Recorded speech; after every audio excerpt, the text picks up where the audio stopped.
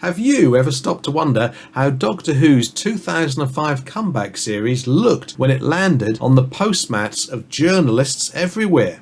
After this video, you will wonder no more, because that series looked like this. Hello, I'm Jason Arnott, a writer of Doctor Who fiction and non-fiction alike, as well as my own novels. If you're interested in any of that stuff, then have a look down in the video description.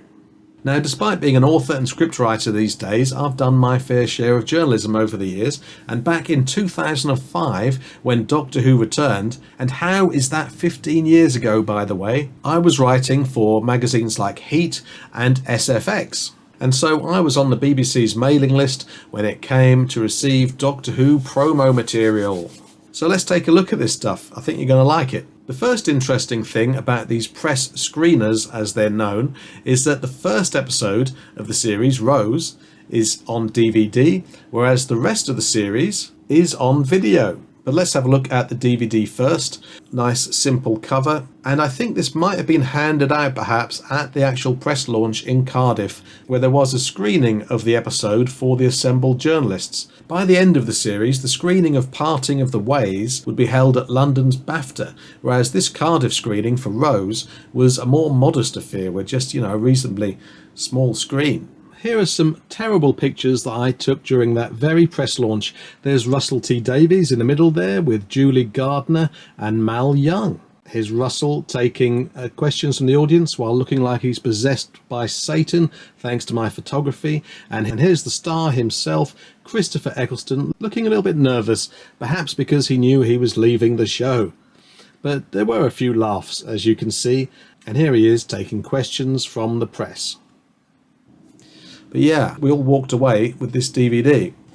Let's have a look and see what's on the back. This DVD contains the first episode of Doctor Who, a promo for the new series, and a promo for Doctor Who Confidential. Nice Doctor Who logo here on the spine. So let's take a look at the DVD menu screen inside this DVD. So we've got three things here. First of all, this is a good opportunity for me to say how amazing Rose is as an episode. I mean, that is a real masterclass in how to start a series, especially how to reboot a series that has been around for as long as Doctor Who. What a great start to the series. And here is the press launch trailer. I think that lasts for about 5 minutes and 18 seconds. And it really whetted people's appetites for the rest of the series. And then we have the trailer for Doctor Who Confidential. Oh, Doctor Who Confidential, I miss you. Wasn't it great back when we had a really in-depth documentary show to show us behind the scenes of Doctor Who? So after Rose, we switched to good old VHS, and you know how I love a bit of VHS on this channel. Have a look down in the video description for both my Doctor Who playlists and my VHS playlists. Sometimes there's a bit of crossover between the two. So we've got a lovely yellow sticker here with the end of the world on it, and what a fine, fun episode that is. Brittany's Toxic will never be the same.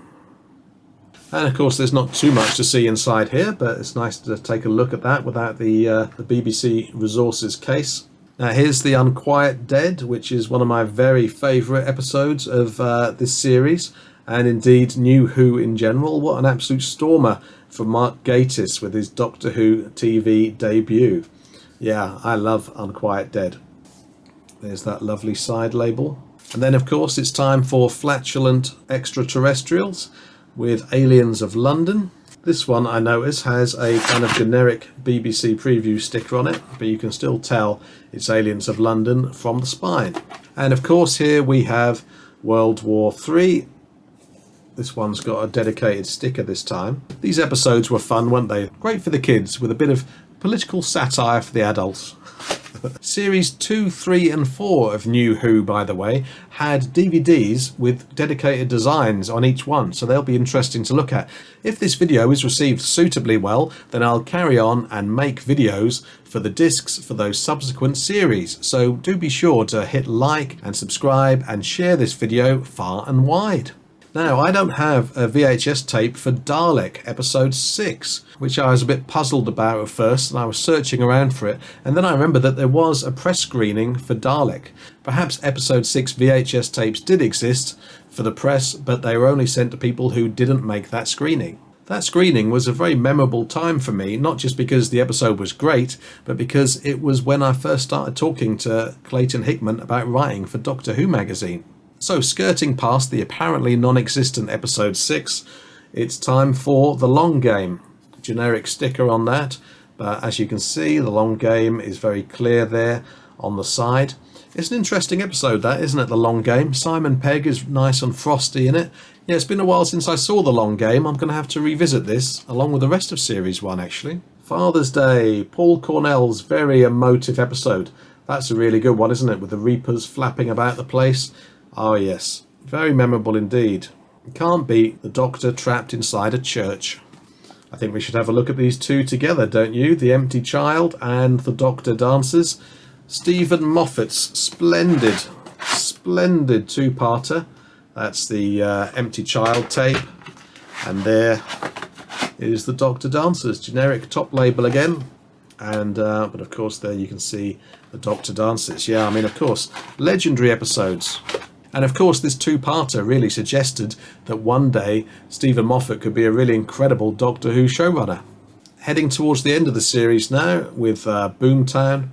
And I really like that episode. That's another one I haven't seen in a while, but I remember it being very good, with Margaret Slitheen being very philosophical and lots of great conversations with the Doctor.